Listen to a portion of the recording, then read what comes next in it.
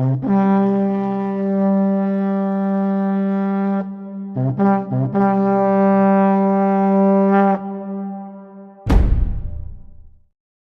kita berbicara mengenai Papua, tentunya kita mengetahui mengenai kekayaan alam, seperti emas, perak, biji besi, hingga mineral di tanah Papua. Tak hanya itu, meski berada di kawasan tropis serta dekat dengan garis khatulistiwa, ternyata Papua memiliki tumpukan salju yang berada di puncak Kartens atau yang kini menjadi puncak Jayawijaya. Bahkan, Papua juga memiliki beberapa destinasi wisata yang sangat indah. Salah satunya yakni Raja Ampat, wisata alam yang membuat banyak orang-orang dari penjuru dunia datang ke Papua.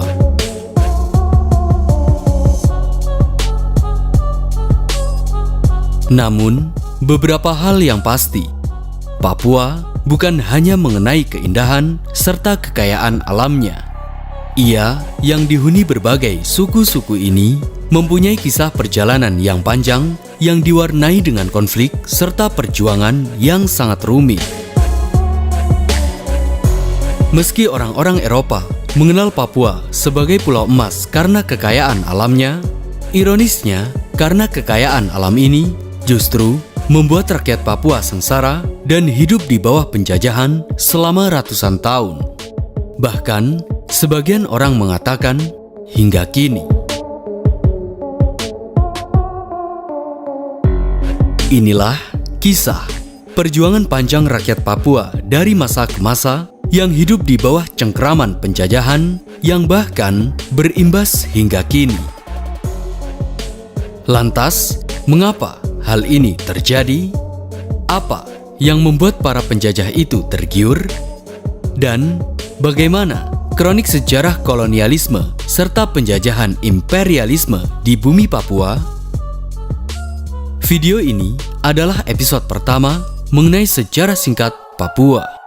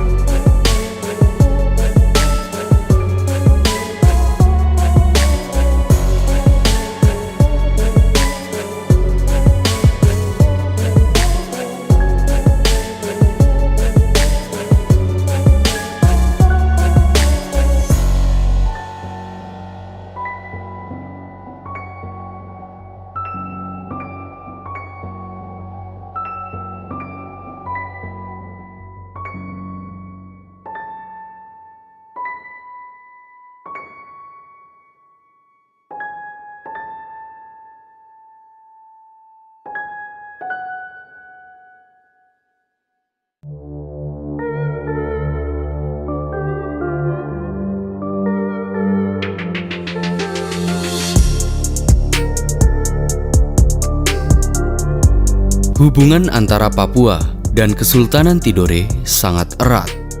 Terdapat kisah heroisme perjuangan orang Papua dengan Kesultanan Tidore. Alkisah, ada seorang yang bernama Kura Besi. Ia sangat terkenal di bumi Papua. Sang Kura Besi ini ahli dalam bidang politik, militer, perdagangan, dan kelautan. Bahkan, ia terkenal sebagai sosok pembela bangsa dari serangan suku-suku lain. Lebih dari itu, karena kehebatannya, Sang Kura Besi beraliansi dengan Kerajaan Maluku melalui hubungan perkawinan Papua dan Maluku. Pada suatu waktu, terjadi konflik antara Kerajaan Jailolo Halmahera dan Kesultanan Tidore. Alhasil, Kesultanan Tidore pun meminta bantuan kepada Kura Besi untuk membuat armada perang. Walhasil, berkat bantuan itu, Kerajaan Tidore berhasil mengalahkan Kerajaan Jailolo. Sebagai imbalannya, Kura Besi dinikahkan dengan putri raja bernama Boki Taiba, dan dengan itu pula, Sang Kura Besi diperintahkan untuk menjadi raja di wilayah Raja Ampat. Ini adalah salah satu kisah legenda yang terkenal di bumi Papua yang dikisahkan turun-temurun agar warga Papua mengenang keterikatan mereka dengan Kesultanan Tidore.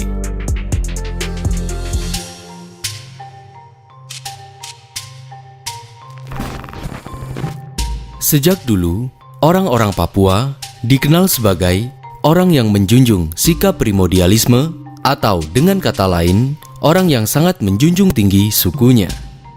Sekalipun hal ini tidak berlaku bagi orang Papua di wilayah pesisir pantai, alih-alih hidup damai berdampingan, hal ini justru mengakibatkan konflik antar suku pedalaman dari masa ke masa.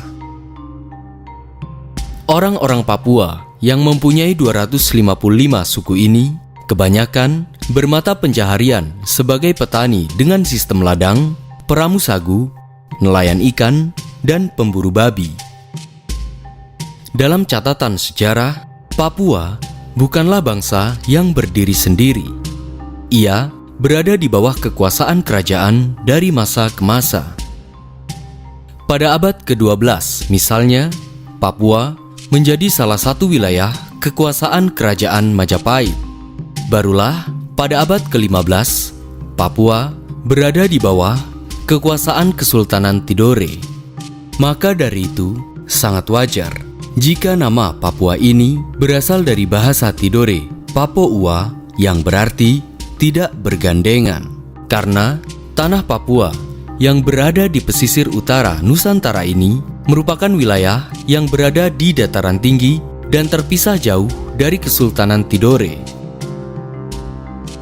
Banyak orang-orang Eropa menyebut Papua sebagai Pulau Emas.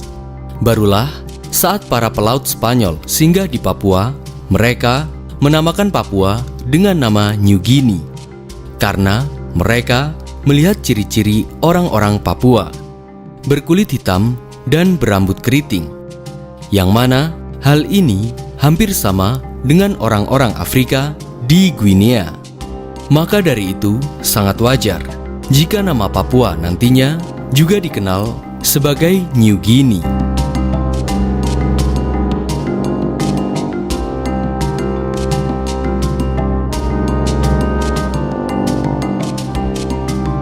Seperti halnya wilayah lain di Nusantara, di masa kerajaan Tidore, bumi Papua juga menjadi incaran orang-orang Eropa.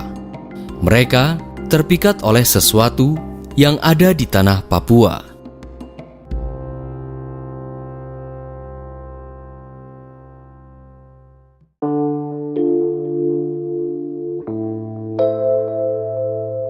Dahulu kala, sejak abad ke-7, wilayah Papua pernah disinggahi oleh pedagang dan penjelajah dari bangsa-bangsa lain, seperti Cina, Gujarat, Persia, hingga Spanyol. Bahkan, di abad ke-15 berikutnya, bumi Papua juga menjadi sasaran target ekspedisi para penjelajah Eropa, seperti Spanyol, Portugis, Prancis, Inggris, Jerman, dan Belanda, terutama pada abad ke-16. Setelah menemukan tanah Maluku, para penjelajah Eropa itu melakukan ekspedisi hingga menemukan tanah Papua. Keindahan alam di bumi Papua sangat memikat para penjelajah. Maka dari itu, mereka berniat untuk menaklukkan Papua sebagai daerah koloni. Benar saja, pada tahun 1793, Kapten John Hayes dan pasukan dari Inggris telah tiba di Papua dan kemudian mereka mendirikan benteng Fort Coronation. Benteng itu mereka gunakan untuk melakukan monopoli rempah-rempah dan sebagai tempat perlindungan dari serangan Belanda serta suku Papua. Alih-alih bertahan di bumi Papua, orang-orang Inggris di sana justru mendapati serangan wabah malaria yang mematikan. Tidak sedikit dari orang-orang koloni yang meninggal akibat wabah itu. Alhasil, pada tahun 1795, Inggris meninggalkan Papua dengan tangan hampa. Meski begitu, Belanda yang sudah lama mengincar Papua tidak mau kalah dengan Inggris. Akhirnya, pada tanggal 24 Agustus 1828, orang-orang Belanda mendirikan benteng Fort Dubus di Teluk Triton, Papua Barat.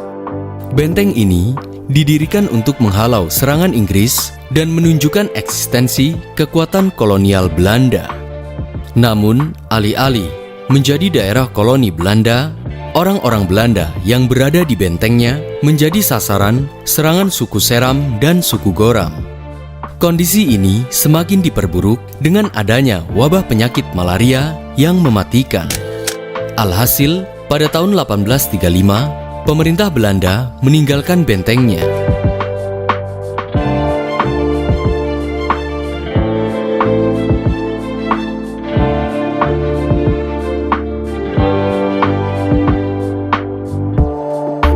Menjadi kenyataan, suka atau tidak suka, dan untuk sementara waktu, wabah malaria membuat orang-orang Inggris dan Belanda hengkang dari tanah Papua.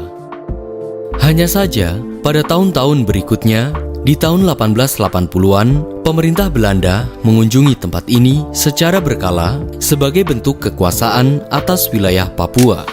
Alhasil, kini Belanda bukan hanya ingin mendirikan benteng, tapi juga menguasai Papua. Melihat hal ini, Inggris pun tidak tinggal diam. Pada tahun 1883, Inggris juga berhasil menguasai tanah Papua bagian timur, yakni Port Moresby. Alhasil, pada tahun 1895, Belanda dan Inggris mengadakan perjanjian Den Haag untuk membagi wilayah kekuasaan Papua, yang mana Papua bagian barat atau New Guinea Belanda menjadi milik Belanda dan Papua bagian timur di Port Moresby atau New Guinea British menjadi milik Inggris. Sedangkan pada bagian timur laut New Guinea sudah dikuasai oleh Jerman. It was the mid-19th century before the Dutch finally got around to claiming their half, planting the flag. Explorers, anthropologists, traders, planters, missionaries. Melihat kolonialisme di tanah Papua, rakyat Papua tidak tinggal diam, terutama suku Tugeri. Berhari-hari, dengan diam-diam, suku pedalaman Tugeri melakukan aksi perburuan kepala, baik terhadap orang-orang Belanda maupun orang-orang Inggris. Tentunya, kondisi ini mengancam perjanjian Inggris dan Belanda. Akhirnya, Belanda mendirikan pusat pemerintahan di Merauke dan Fakfak. Dan pada tahun 1909, Belanda menetapkan Manokwari sebagai pusat pemerintahan asisten residen dan dihuni oleh 270 orang Belanda. Untuk membangun pemerintahan, perdagangan, serta pertanian, Belanda mendatangkan orang-orang Jawa ke Papua. Hal ini tentunya demi keuntungan kolonial Belanda.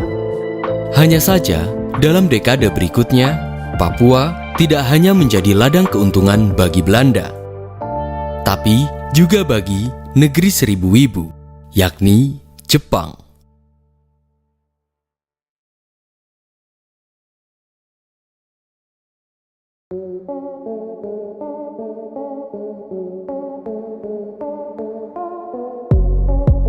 Sangat jarang orang mengetahui, di tahun 1900-an, Jepang yang nantinya akan menghantam kolonial Belanda ternyata pernah melakukan bisnis dengan Belanda. Terutama di tahun 1932, Jepang dan Belanda melakukan kerjasama bisnis seperti kapal, tanaman goni, penebangan kayu, pertambangan, dan hak hasil laut. Di Papua, Jepang dan Belanda melakukan bisnis dalam sektor kapas dan tanaman goni. Bahkan, Belanda berani menyewakan 6.000 hektar tanah di Manokwari kepada perusahaan Jepang, Nanyo Kohatsu Kabushiki Kaisha, agar kemudian tanaman kapas dan goni dikelola oleh mereka. 2 tahun kemudian, tepat di tahun 1935, Belanda memberi kesempatan perusahaan minyak Netherlands New Guinea Petroleum Massapich untuk melakukan pengeboran minyak di Sorong. Dan 2 tahun kemudian, perusahaan karet Belanda membangun perkebunan karet di dekat Jayapura dan Manokwari.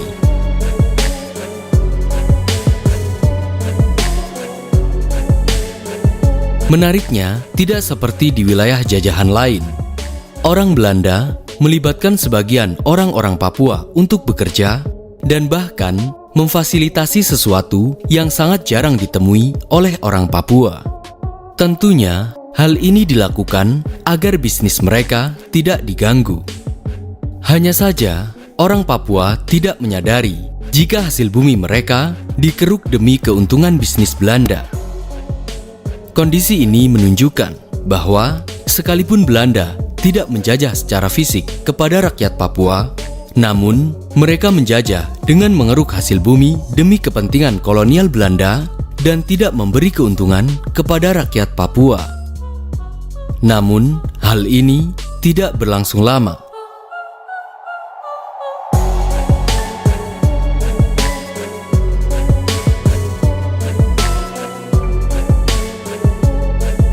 Selain kepentingan ekonomi, kegiatan bisnis Jepang di Hindia Belanda ternyata mempunyai agenda terselubung, yakni mencari informasi mengenai lokasi serta apa yang ada di sana. Di bumi Papua, orang-orang Jepang melakukan operasi intelijen demi suksesnya Perang Asia Timur Raya. Saat memasuki tahun 1937-an, banyak nelayan-nelayan Jepang yang menyamar. Mereka mengintai serta mempelajari mengenai keadaan pantai, arus laut, teluk-teluk berlindung, dan keterangan lainnya yang berguna untuk pergerakan Angkatan Laut Jepang. Setelah mendapatkan apa yang mereka inginkan, lantas mereka memberikannya kepada militer Jepang. Bukan tanpa alasan, hal yang dilakukan Jepang ini bertujuan untuk kemenangan Perang Asia Timur Raya atau Perang Pasifik di kemudian hari. Dan bumi Papua tentunya akan menjadi sasaran. Maka dari itu, tak heran saat Jepang menginvasi, mereka tidak mendapatkan kesulitan yang berarti. Benar saja, pasca Jepang menguasai Tarakan pada tanggal 23 Januari 1942, armada Jepang pimpinan Nagumo menyerang pantai utara Papua. Dalam waktu singkat, serangan kejutan Jepang itu dapat mengalahkan pasukan Kenil Belanda. Akibat serangan Jepang ini, banyak pasukan Kenil Belanda mundur ke Australia.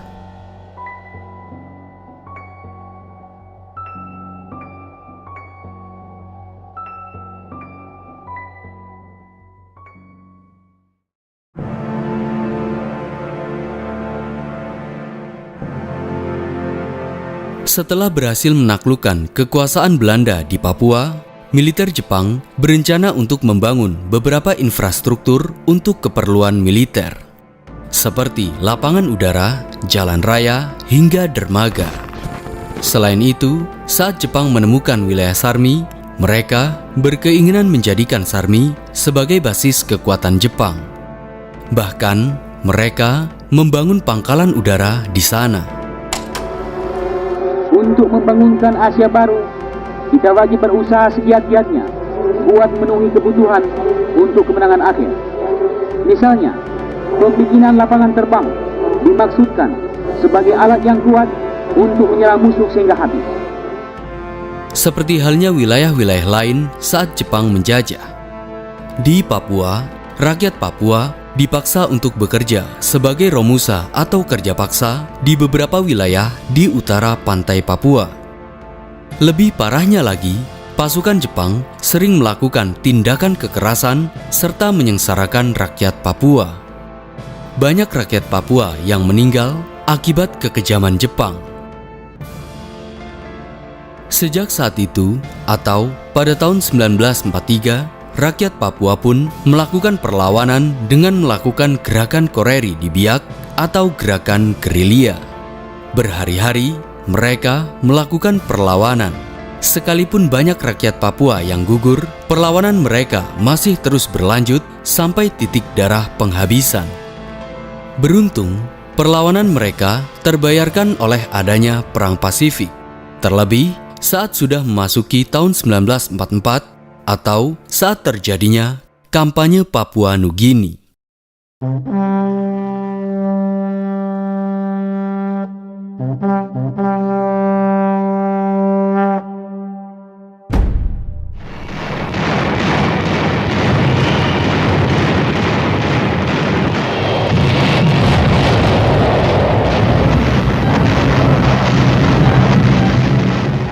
Pada tanggal 25 Mei 1944 misalnya, saat kapal-kapal Australia Amerika mendekati Pulau Biak, mereka melakukan pengeboman selama 45 menit. Setelah beberapa hari mereka mendarat di Biak, Sekutu mengerahkan 12.000 tentara Divisi Infanteri 11, 12 tank Sherman, serta 500 kendaraan untuk menyerang pos-pos pertahanan Jepang. Dengan cepat, bom-bom artileri Sekutu serta tank-tank Sekutu menyerang serdadu Jepang. Bahkan, beberapa pesawat tempur Sekutu juga menghantam markas Jepang. Banyak pasukan Jepang yang bersembunyi di gua-gua maupun di lubang-lubang. Bahkan, mereka berlarian ke hutan untuk menghindari serangan. Menariknya, persembunyian mereka diserang oleh rakyat Papua setempat. Alhasil, dalam pertempuran Biak ini, Jepang mengalami kekalahan.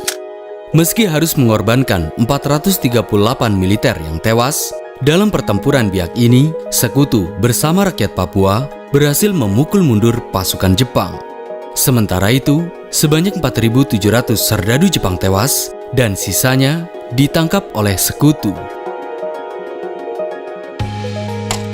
12 days after we hit Wakti, another task force hit Biak, a larger and more strongly fortified island. Of the troops hitting the beaches at Biak, many were now veterans of amphibious warfare, but many more were getting their first combat experience. The Biak campaign was to become one of the most difficult in the battle for New Guinea. Dari sini, kita mengetahui, dengan adanya musuh yang sama, tidak peduli apapun atau siapapun, Sekutu maupun rakyat Papua pada faktanya telah berjuang bersama melawan Jepang sampai titik darah penghabisan. Hal serupa seperti pertempuran Biak juga terjadi di tempat lain. Di Numfor dekat Pulau Biak, pada tanggal 2 Juli 1944, sebanyak 10.000 tentara Sekutu menyerang markas pertahanan Jepang di Numfor. Pada akhirnya, 3 hari kemudian, serangan darat serta serangan udara Sekutu dapat mengalahkan Jepang. Menariknya, lagi-lagi rakyat Papua juga ikut membantu pasukan Sekutu. Akhirnya, militer Jepang mundur dari pos-posnya, baik di Hollandia, Sarmi, Biak, Numfor, dan Sausafor. Keberhasilan ini menginspirasi suku-suku hampir di seluruh bumi Papua. Bahkan, mereka bersatu untuk melakukan perlawanan.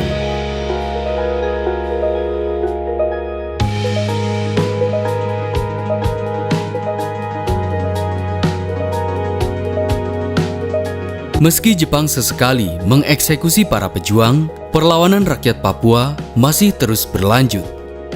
Bahkan, di akhir tahun 1944, Belanda juga ikut andil melawan Jepang. Secara berkala, Belanda memasok senjata untuk rakyat Papua. Lantas, mengapa Belanda membantu rakyat Papua, bahkan Sekutu? Sekali lagi, Sekutu bukan hanya membantu rakyat Papua, tapi mereka melakukannya demi mengusir pendudukan Jepang di Pasifik. Sementara Belanda membantu rakyat Papua karena ingin kembali menguasai tanah Papua. Sejak dulu, mereka mengetahui jika Papua memiliki sumber daya alam yang melimpah.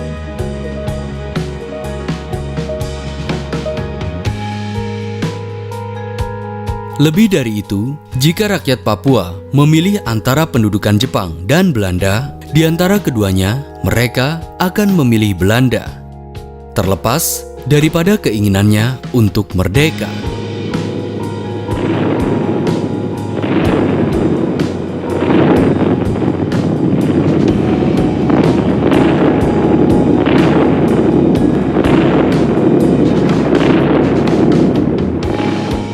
Puncak daripada pertempuran serta perlawanan rakyat Jepang terjadi pada bulan September 1944.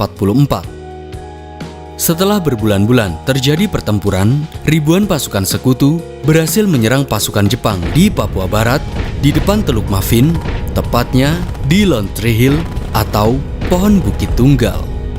Serdadu Jepang pun pada akhirnya mengalami kekalahan. Dan sejak itu, penjajahan Jepang di bumi Papua berakhir. Terlebih setelah Jepang menyerah tanpa syarat kepada sekutu.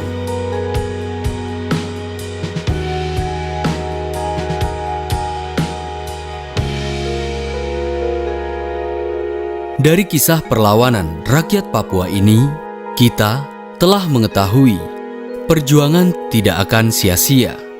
Terlebih, perjuangan untuk melepaskan diri dari penjajahan. Sebagai informasi, memang ribuan pasukan Jepang banyak yang tewas. Namun, bukan hanya karena pertempuran ataupun karena perlawanan para pejuang Papua. Namun, karena sulitnya medan pertempuran, sakit, kelaparan, bahkan karena adanya penyakit malaria. Sekali lagi, suka atau tidak suka, alam Papua telah membantu perjuangan rakyat Papua. Lantas, bagaimana dengan nasib Jepang selanjutnya? Kita telah mengetahui, setelah Amerika menghancurkan bom atomnya di dua kota besar Jepang, Hiroshima dan Nagasaki, Jepang menyatakan kalah perang dengan sekutu tanpa syarat. Sebagai akibatnya, seluruh pendudukan Jepang di Asia Tenggara, terutama di bumi Papua, telah sirna. Lantas, apakah rakyat Papua benar-benar bebas akan penjajahan begitu saja? Dan apakah Belanda kembali ke tanah Papua? Jikalau memang Belanda kembali ke tanah Papua, lantas apa yang mereka inginkan di sana? Kekayaan alam atau hanya ingin menjajah kembali? Dan bagaimana sikap Indonesia di kemudian hari? Dengarkan saudara-saudara, komando saya dengan tegas ialah gagalkan, hei seluruh rakyat Indonesia, gagalkan pendirian negara Papua itu.